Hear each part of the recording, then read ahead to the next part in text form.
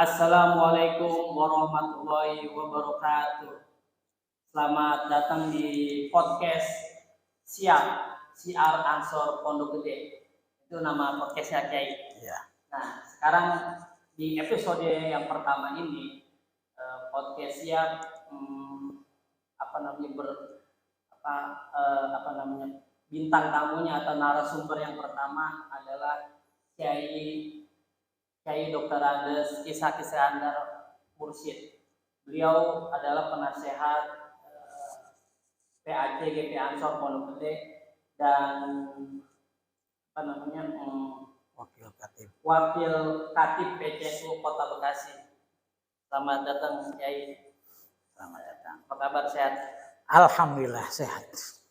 Ini karena sekarang kan masih suasana Harlah Ansor yang ke-88, makanya podcast Siap mengajarkan Kiai untuk bertanya-tanya, karena kan apa namanya saya dapat cerita tuh bahwa Kiai ini sebenarnya seniornya Ansor di Kota Bekasi.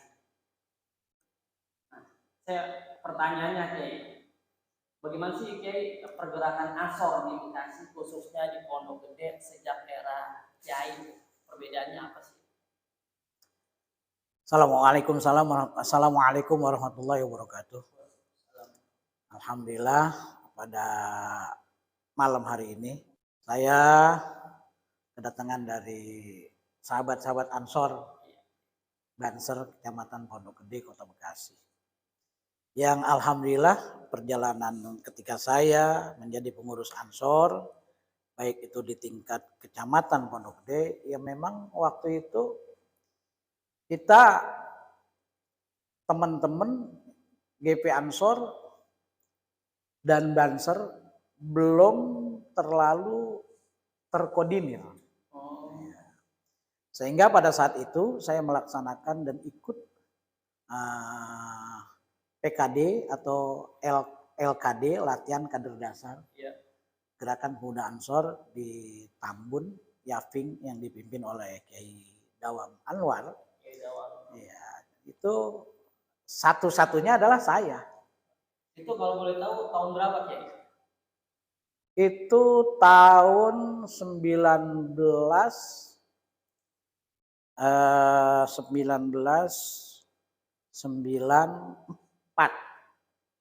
Dan teman-teman Gerakan Pemuda Ansor ketika itu kalau untuk di tingkat kecamatan rada serem. Takut gitu kalau mereka pakai baju Ansor, itu dikhawatirkan afiliasi politiknya luar biasa. Padahal nggak ada masalah. Iya, kalau kita jalan terus dan istiqomah untuk mengurus Gerakan Pemuda Ansor saat itu nggak ada masalah sebetulnya. Kenapa? Kita semuanya bersahabat, kita semuanya berteman. Ya, kenapa? Karena saat itu juga pimpinan Gerakan Muda Ansor yaitu Mas Slamet Effendi Yusuf ketika itu memang salah satu dari fungsionaris partai yang ada di era Orde Baru zamannya Pak Harto. Jadi kita nggak ada masalah sebetulnya. Cuma karena memang rasanya saat itu Banser itu dianggapnya adalah Ansor dan Banser itu dianggapnya adalah benteng ulama. Iya, makanya setiap benteng ulama dianggapnya partainya beda gitu. Padahal sama-sama menegakkan bagaimana NKRI di Indonesia itu semakin kuat. Iya, itu era-eranya saya. Iya, sehingga setelah saya melaksanakan latihan kader dasar pemuda Ansor, dan saya itu memakai baju Ansor itu kemana-mana. Pede saya. Pede. Sampai diundang di acara-acara momen-momen tertentu lah kita Ansor Banser ikut di Pondok Gede. Dan saya maju, saya berani. Bahkan saya sampai diikut sertakan pendidikan politik tingkat nasional. Pada saat itu yang disebut dengan penataran P4 pola pendukung 200 jam. 2 bulan saya ikut di Cibubur se-Indonesia. Gitu. Berarti tahun 94 itu bisa dibilang Kiai ini salah satu orang yang pertama menggerakkan Ansor di Pondok Gede, atau sebelumnya ada lagi Kiai? ketika itu memang saya cari runtutannya orang-orang tua kita dulu itu adalah Banser NU. Iya. Atau Ansor NU. Ansor NU gitu. Ansor Nahdlatul Ulama. Nah, padahal Ansor sudah ada, cuman di Pondok Gede ketika itu memang belum ada kepengurusan. Iya. Sehingga sayalah jadi ketua PAC Ansor Pondok Gede ketika itu. Dan itu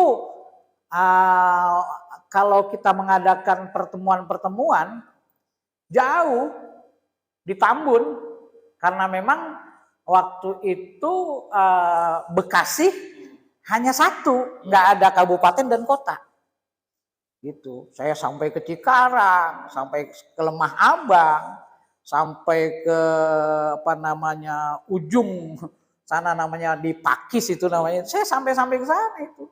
Berarti bisa dibilang Kiai ini ketua pertama PAC GP Ansor di Pondok Gede. Di Pondok Gede.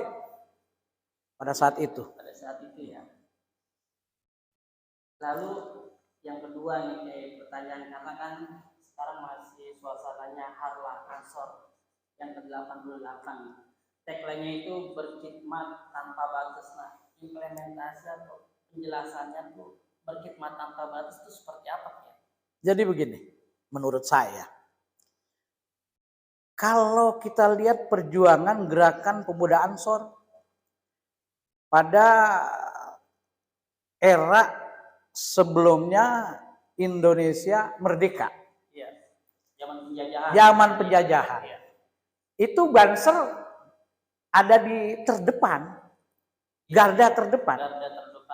Sehingga banyak sahabat-sahabat, saudara-saudara kita yang terbunuh oleh penjajah-penjajah, bahkan ke depan lagi dibunuh oleh jajahan-jajahan yang ada di Indonesia, khususnya PKI ketika itu teman-teman kita banyak yang terbunuh, sehingga Banser ketika itu banyak terbunuh, sehingga apa yang diupayakan bagaimana membela negara, membela ulama, membela bangsa, membela rakyat, itu mati-matian mereka. Iya, sehingga tidak ada batasnya. Kalau dikaitkan dengan saat ini, potensi Banser luar biasa, baik di pelosok-pelosok, memang mereka hakikatnya adalah sangat menjadi impian bagaimana Indonesia ini ke depan lebih maju lagi. Indonesia ini ke depan pola pikirnya, apalagi khususnya pola pikir kebangsaan. Sehingga dia tidak melihat etnis. Dan saya dulu saat itu kita kerjasama dengan teman-teman non-muslim, kita sudah kerjasama. Jadi nggak aneh lagi kalau ada Banser ketika itu dibutuhkan untuk mengamankan tempat-tempat ibadah non-muslim. Itu bukan berarti mengamankan satu tempat ibadah, tapi mengamankan negara. Jangan sampai gara-gara ada yang diserang tempat-tempat ibadah teman-teman non-muslim, ya, sehingga bisa menular imbasnya kemana-mana. Tujuannya adalah untuk menjaga negara. Kalau negara kita aman, ya teman-teman teman-teman yang ada di non-muslim pun juga merasa aman.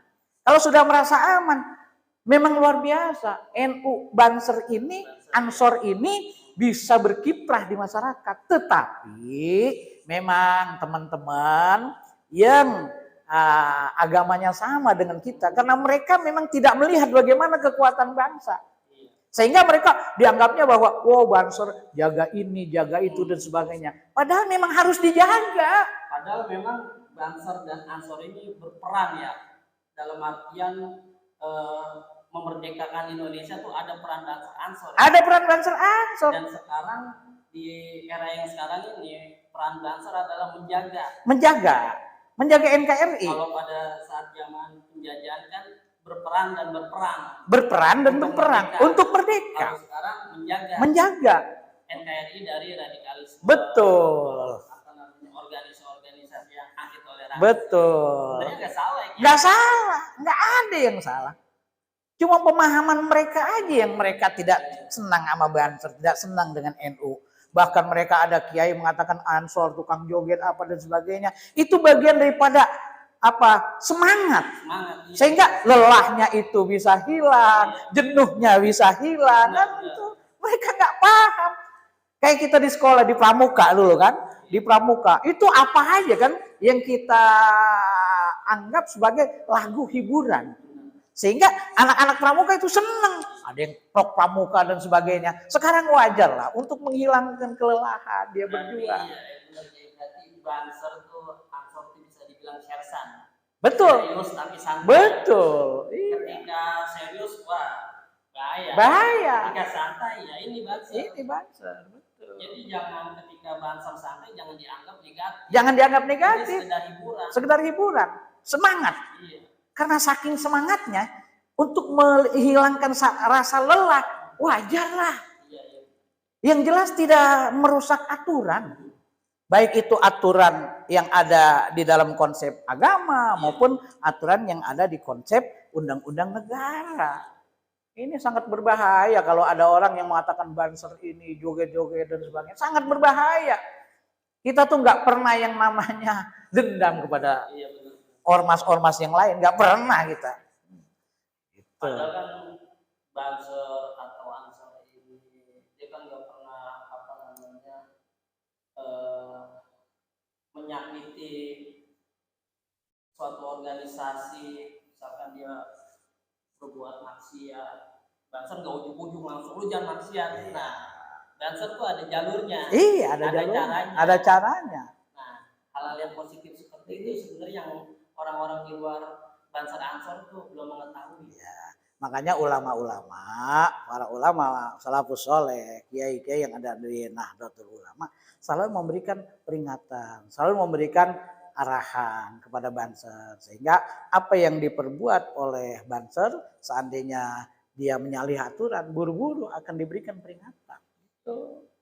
Kita nggak lepas tangan. Iya. Gitu. Jadi ketika kiai berkata Banser Ansor langsung Saminawanota. Iya, dia gerak langsung. Gerak langsung. Dan ya kalau sampai saat ini adalah tidak terbatas, ya memang tidak terbatas. Bagaimana kekuatan ini kalau ada batasan-batasan tertentu untuk menjaga NKRI? Kalau udah selesai ya sudah, tapi ini terus berjalan. Bagaimana radikalisme itu masuk di Indonesia, kemudian Banser untuk menjaganya bukan memerangi, tapi menjaga khususnya negara Republik Indonesia yang kita cintai. Nah, ya Allah ya Karim, saya itu rasanya dulu ketika jadi Ansor Banser, malam-malam kayak begini kita masih tetap mencari bagaimana agar keamanan itu terjaga. Dan saya bekerja sama ketika itu dengan Kapolres yang ada di Bekasi, kemudian Dandim yang ada di Kota Bekasi. Bahkan ketika kita mengadakan diklat Sarbanser ketika itu pembinanya dari Kodim. Waktu tahun 94 ya, diklat Sarnya di mana? Cibubur. Kita nggak pernah mengadakan kegiatan-kegiatan di kelas Banser itu di tempat-tempat, di satu tempat yang ada di wilayah Kota Bekasi, tidak, tapi ada di Cibubur, memang khusus untuk latihan di sana. Nah itu cara pendidikannya beda gak? Pendidikan bela negara. Sama sekarang? Ya, yang sekarang kan ya kalau saya lihat yang pertama adalah materi ya, teori dan sebagainya, kemudian diberikan satu arahan dan sebagainya. Tapi fisiknya belum begitu seperti yang dulu. Waktu zaman seperti apa tuh di Pak? Di kelas Banser sampai tidur di pohon. Tidur di pohon. Ya, malam-malam kayak gini. Iya. Diinstruksikan tidur di pohon. Terus malam-malam begitu. Kan di Cibubur itu ada danau ya. Ada danau, ada hutan juga. Itu teman-teman, sahabat-sahabat yang ikut di kelas waktu itu tidur di pohon, kemudian direndam di danau, kemudian di lumpur dia seperti apa itu renang Renang. gaya katak gitu. Iya, itu begitu. Terus naik halilintar gitu kan. Ya semi yang diberikan oleh Kodim 0507 ketika itu. Jadi mereka ketika menghadapkan sesuatu masalah, baik itu masalah fisik dan masalah teori dan sebagainya, mampu mengatasi satu permasalahan gitu.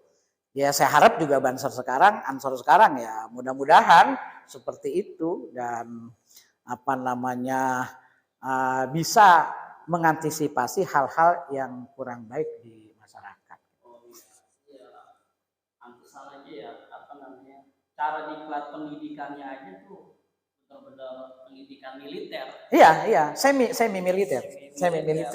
Cuma waktunya aja. Mungkin kalau waktunya 3 bulan atau 4 bulan sama militer. Iya, karena 3 hari ya 3 hari 3 malam begitu mereka nggak tidur. Ya, terus kali-kalinya disuruh tidur di pohonan gitu. Itu apa namanya mental Banser tuh udah benar-benar dididik. Iya, dididik benar. Kalau ada organisasi atau orang-orang yang nongkrong NKRI ya berhadapan dengan Banser. Makanya pantas ketika orang yang merongrong NKRI di Indonesia, Banser garda terdepan. Iyalah. Lalu ini Kiai, bagaimana menurut Kiai peran Ansor di era digital atau di media sosial? Saya mengharapkan begini. Kita itu memang harus benar-benar disiplin ilmu. Iya. Bukan hanya kita masuk Ansor, Banser hanya karena yang lain ormas yang lain tidak sedang muncul. Iya. Nah, sekarang ini kan Banser ini memang lagi disorot. Iya. Lagi betul-betul geming bahwa apapun yang dilaksanakan oleh Bansor Ansor bagi anggota Banser, bagi warga Nahdijin dan sebagainya yang senang itu luar biasa bangganya. Tapi bagi mereka yang tidak senang, bagi mereka yang membenci, ya itu dianggapnya Ansor Banser seolah-olah menantang mereka. Padahal tidak seperti itu. Iya, sehingga jejak digital media sosial kalau kita mengangkat apa namanya aktivitas Banser dan Ansor, kemudian mereka itu merasa, wah, gue juga bisa seperti itu. Iya, nggak bisa begitu dong. Saat ini memang Allah memberikan satu jalan yang terbaik. Ya, karena Ansor juga zaman dulu ikut berjuang, zaman dulu ikut memerdekakan.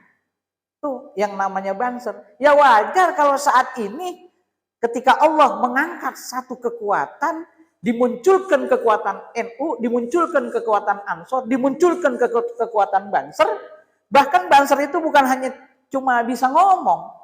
Banser itu bukan hanya bisa megang komputer. Saat ini Anda tahu bahwa siapa sekarang ketua KPU yang ada di tingkat nasional? Itu dari Banser. Kita akui itu. Ternyata disiplin ilmunya juga ada. Artinya kan fitnah-fitnah dari sebelah tentang Banser, tentang Ansor tuh sebenarnya salah. Hoak itu. Hoak. Karena mereka nggak seneng aja. Mereka nggak seneng, mereka nggak demen dan sebagainya. Jadi seolah-olah ya begini. Kalau kita merujuk kepada apa yang dikatakan oleh Hadratus Syekh Hasyim Asy'ari, ya, bahwa siapa yang melawan, siapa yang merongrong bangsa, khususnya merongrong, merusak Nahdlatul Ulama dengan tujuan untuk mencari sesuatu, maka dia akan tumbang. Nah, rongrongan itu tuh ada di media sosial. Iya, karena mereka nggak senang, mereka nggak demen. Itu karena awalnya mereka sudah tidak demen dan tidak senang, akhirnya rongrongan yang timbul. Justru di darat ini mereka tuh nggak nampak, bahkan bisa dibilang ya kecil gitu. Iya. Tapi kalau di media sosial mereka ngeri kali. Yes, karena memang mereka sudah menguasai media sosial. Media sosial. Iya. Ya, kelompok-kelompok mereka yang tidak senang menguasai media sosial itu. Tapi bagaimana ini untuk ke depan agar Ansor Banser juga bisa menguasai media sosial. Tuh, kalau itu nggak akan kecil hati dan nggak akan kalah kita. Benar-benar. Makanya kan ada yang bilang kan Ansor tidak hanya Ansor Banser tidak hanya menjaga kiai di darat, tapi di media sosial. Dari apa? Dari rongrongan, dari orang-orang yang membuli kiai. Nah, Banser Ansor tuh berperan di situ. Iya. Untuk mengklarifikasi, mengatur semuanya. Sehingga keamanan pada kiai, keamanan tempat-tempat yang lain itu bisa terjun. Makanya waktu itu saya pernah dengar Gus Yakut pernah bilang Batsul Masail ketika dulu kan harus ngumpulin orang tuh sama kiai sama para intelektual. Kalau sekarang enggak, Batsul Masail bisa di WhatsApp. Kan? Bisa di WhatsApp, bisa lewat Zoom. Jarak jauh. Iya. Wah, sekarang udah canggih. Iya. Ya, kemarin teman-teman kita yang ada di Saudi, ya, teman-teman Ansor. Ansor, NU, dan dulu kader-kader Ansor mas saya. Ya, mereka sudah diangkat sebagai duta besar dan sebagainya. Itu kita dialog kemudian Basul Masail lewat Zoom. Lewat Zoom. Artinya sudah tidak sulit lagi buat kita. Iya, baik yang ada di Jawa Timur, Jawa Tengah, Sumatera, Aceh dan sebagainya, itu nikmat sekali. Ya, sehingga ilmu-ilmu yang dulu dimiliki oleh teman-teman sahabat-sahabat GV Ansor ketika Basul Masail itu keluar semuanya. Dan nikmat kita juga dengerinnya luar biasa ini. Ternyata tidak bisa Ansor Banser itu dianggapnya nggak bisa apa-apa. Kitab kuning juga pinter. Iya. Dan kemarin juga waktu memperingati Harlah ya, Gus Yakut tuh memperkenalkan metaverse ya virtual reality gitu. Jadi kita misalkan di sekretariat Ansor tapi kita ada di sini, tapi kita merasakan suasana seperti itu. Nah mungkin kalau mengadakan Batsul Masail itu bisa tuh bisa gitu tuh. Bisa suasana debat atau iya bisa gitu. Iya. Efek dari di era digital kan, kemajuan zaman kan. Nah, bangsa Ansor itu emang harus aktif ya. Iya, ya, artinya ternyata tidak gaptek. Ternyata tidak gaptek. Diajak seperti itu toh mampu. Itu. Jangan dianggapnya gaptek, kampungan. Itu. Kemudian orang yang masuk Ansor dianggapnya kampungan, yang masuk Banser dianggapnya menantang masyarakat. Tidak. Ya, mau diajak ngomong apa juga bisa. Karena kan orang-orang NU kan punya dalil. Iya, justru NU itu dalilnya pasti itu, dalilnya pasti dan dipercaya, nggak ragu-ragu, nggak abal-abal. Mereka mah banyak kan orang-orang di luar NU dalilnya asal dalil, hadis palsu pun dia dijadikan dalil. Itu yang problem ya, ketika orang-orang di luar NU dia punya statement begini mau mengkafir-kafirkan atau menjadikan. Ketika ditanya bagaimana, kenapa bisa bilang kafir, kenapa bisa menjadikan, dia langsung nggak bisa menjawab. Argumennya nggak kuat. Kita ini kan orang-orang yang memiliki satu toleransi. Iya benar. Ya, kita cinta kepada tanah air, sehingga kata hubul Hadratus Syekh itu hubul watun minal iman, cinta tanah air sebagian daripada iman. Mereka menganggap itu adalah hadis, padahal itu kama qolal ulama. Arab Saudi aja, ulama Arab Saudi, kok orang Indonesia bisa bikin hadis dianggapnya begitu, padahal itu saking kepinteran ulama NU. Iya. Lalu ini pesan dan atau sarannya untuk Ansor PAJ, Ansor Pondok Gede itu? Ya, saya harap ke depan ini Ansor, ya, ini termasuk kader-kader saya ini dulu, alhamdulillah. Ini berarti Ya, senior. iya, sekarang ini bermunculan, punya kekuatan, Iya, ya, alhamdulillah. baik itu di ranting-ranting khususnya di Pondok Gede. Kemudian PAC-nya juga alhamdulillah baru terbentuk, belum lama dilantik. Ini adalah bagian daripada kebanggaan saya. Saya berpesan, ya, jadilah ansor yang ikhlas. Kalau ikhlas, insya Allah, aturan Allah, tangan-tangan Allah akan menolong kita. Tatanazzalu alaihimul malaikat alla takhafu wa la tahzan wa absyiru bil jannatil lati kuntum tu'adun. Jadi kita nggak usah sedih, nggak usah takut. Pasti Allah akan memberikan kebahagiaan kepada kita.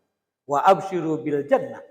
Kebahagiaan itu bukan hanya kebahagiaan nanti di akhirat, surga, tapi bagaimana kita ini diberikan kebahagiaan dunia dan akhirat yang sering kita ungkapkan kepada Allah. Rabbana atina fid dunya hasanah wa fil akhirati hasanah wa qina azabannar. Ini adalah kebahagiaan. Jadi nggak usah takut. Wah, saya nggak punya ini, saya nggak punya itu. Banser zaman dulu ketika ikut di Klatsar Banser dan sebagainya, mereka nggak punya dana. Kambing dijual. Kambing dijual. Dia punya kambing dijual. Dia punya kebo dijual. Mau berjuang. Jangan mental tempe. Nggak punya ini, nggak punya itu, takut nanti nggak makan. Nggak usah. Jihad. Membela negara itu wajib hukumnya. Bahkan jihadul akbar. Untuk apa? Untuk memberikan keamanan kepada bangsa dan masyarakat. Itu andil ke depan. Mudah-mudahan Ansor di Pondok Gede bisa berkiprah di masyarakat, bisa berkiprah, bekerja sama, bersinergi dengan pemerintah, Umaro, sehingga apa yang diinginkan oleh cita-cita ulama salafus soleh dan deklarator kemerdekaan bangsa Indonesia bisa terwujud. Iya, berarti kader NU, kader Ansor, kader Banser itu harus menghidupkan NU. Harus menghidupkan NU, bukan hidup dari NU. Apa-apa hidup dari NU, kemana-mana ini gimana nih? Jalanin aja, insya Allah berkah. Saya dulu ya nggak punya apa-apa. Harus hakul yakin. Hakul yakin, bahkan ainul yakin. Oke Kiai, kita sampai di penghujung acara, langsung closing statementnya nih Kiai dari obrolan kita dari tentang pergerakan, tentang harla, tentang digital dan tentang peran Ansor di Pondok Gede itu, closing statementnya seperti apa? Begini, di Pondok Gede ini alhamdulillah semakin ke depan ya, dari mulai saya zaman era Orde Baru, kemudian reformasi dan sampai saat ini, saya rasa untuk ke depan Ansor, Banser bekerja sama. Baik berkolaborasi ya, khususnya bagaimana menjaga ulama, ya, bagaimana menjaga masyarakat, bagaimana bekerja sama berkolaborasi dengan Umaro, pemerintah, juga bekerja sama dengan ormas-ormas lain yang di dalamnya mau semangat untuk menegakkan kekuatan-kekuatan NKRI harga mati. Ya, itu bagian daripada statement kita. Ya, terima kasih. Syukron Kiai. Barakallah.